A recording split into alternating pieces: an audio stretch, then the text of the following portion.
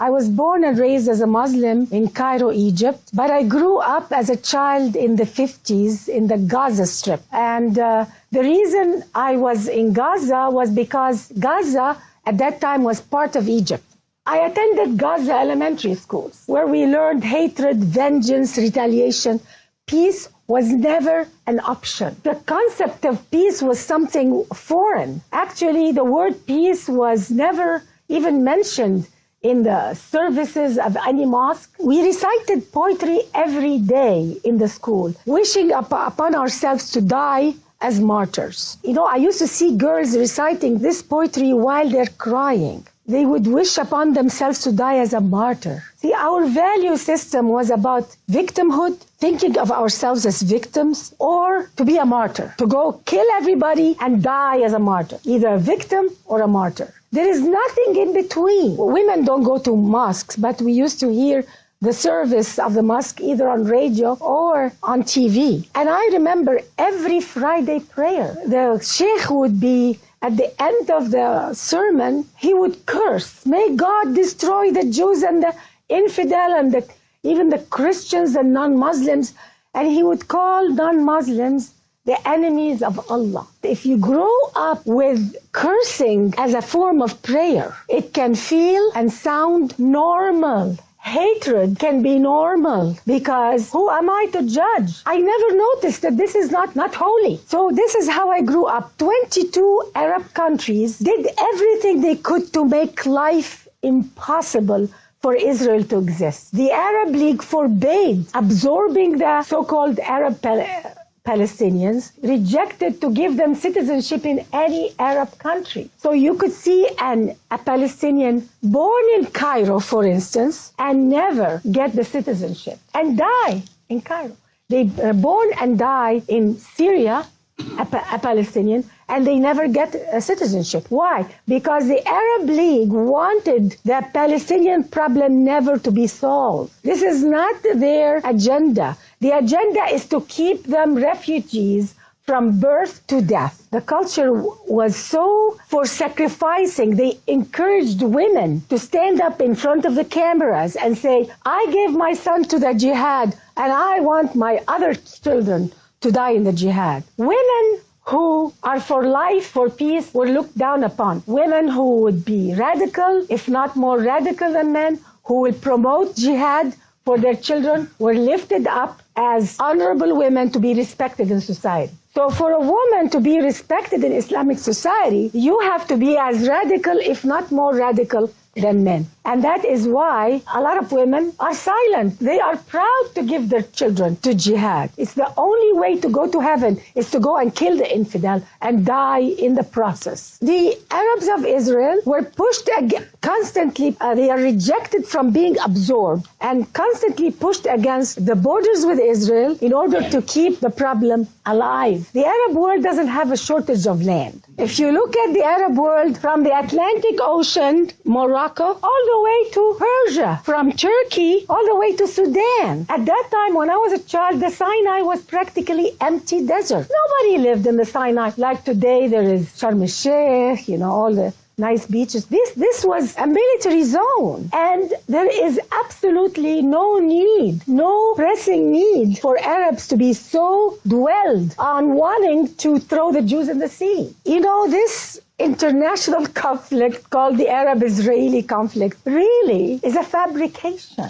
This is not a conflict over land. And anybody who thinks it's a conflict over land is misguided because we don't see the truth. The truth is Arabs, there is something in Islam anti-Jewish, anti-Christian, especially anti-Jewish, and I will tell you why. Those people calling themselves Palestinians who live in the Gaza and the West Bank are the pawns of the Arab world. I don't believe that they care about their happiness or welfare. They are set up to live a miserable life on purpose in order to show the world that we're victims. Do you think Saudi Arabia, with all the money they have, the Gulf countries, all these oil money, they can't give them good roads and good homes and good police and turn it into a productive area of the Middle East? They can, but that is not their objective. There is a hidden objective, and I don't understand why Western culture doesn't get it. Why Western media doesn't get it. It's so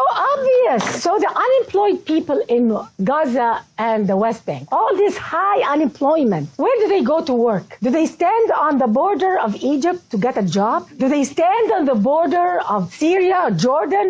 No. They line up on the borders of Israel, the very people they are supposed to kill. It's a very unnatural way of living, and nobody sees it. But they go and blame Israel. They compare the living standard of the West Bank and Gaza with Israel, a democracy, the only democracy in the Middle East. Why don't they compare the living conditions of Gaza and the West Bank with Egypt, with Syria, with Jordan? And if they do, they will find that the standard of living is even higher than many areas of the Arab world. But Western media are too lazy to compare apples with apples. They want to compare apples and oranges. I don't know, how can I call Western media ignorant?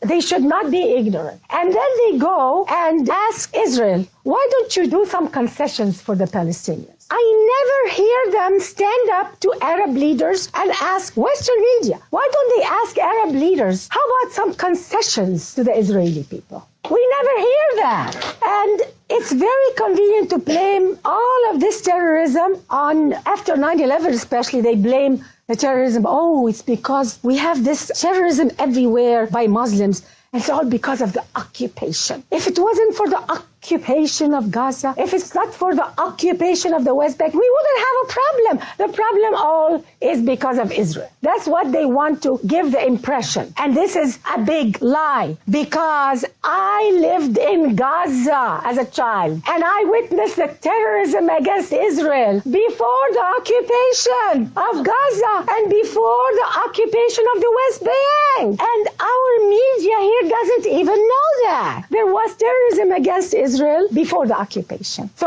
people who are Arabs who claim that they are doing terrorism now because they want freedom, democracy. No, there is no freedom and democracy in any Arab country, let alone the West Bank or Gaza. So we have to really call a spade now. This is too serious to just take all these lies and look the other way, because it's very, very hard to know the truth if you rely on Arab media, if you rely on the culture around you. And because of life in an oppressive society, I moved to America. I moved to America in the end of 78, 79, and my life completely changed. And one time I wanted to attend a synagogue and a church because I was curious. I thought they were going to curse the Arabs the same way we cursed them in our mosque, the holiness of the place. They were praying for everybody. They were praying for peace on earth. How can we leave this earth a better place? It was a totally different way of thinking, the opposite of what I grew up with. And that's when I went to a mosque here also in Los Angeles. And I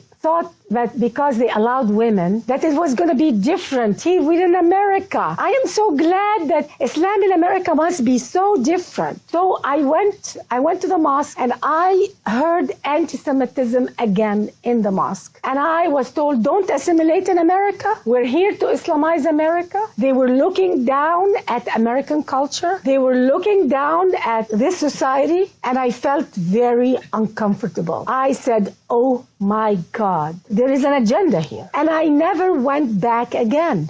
It hit me. How could we do this? How could we lie and accuse people of something we Arabs know very well we have done ourselves? How could this happen? What kind of value system allows a person or allows a culture or a religion to lie and accuse their enemies of something that they know they've done themselves? They know that Osama bin Laden did that. They know that he was financed with Arab money, with oil money until today. How could they accuse the Jewish people of that? Look at the map of the Middle East. You can hardly see Israel. It's impossible to convince any person who has an IQ of a child that this problem is over the land called Israel. It's time for the West to understand this, because it's not just not good for Israel, it's not good for the Arab world. They are collapsing. A lot of people think that the Arab world is so strong and so powerful. It's rotting from the core, but they don't know. The religious leaders are telling them to continue the hate instead of telling them to repent and find the true God, the love and the friendship.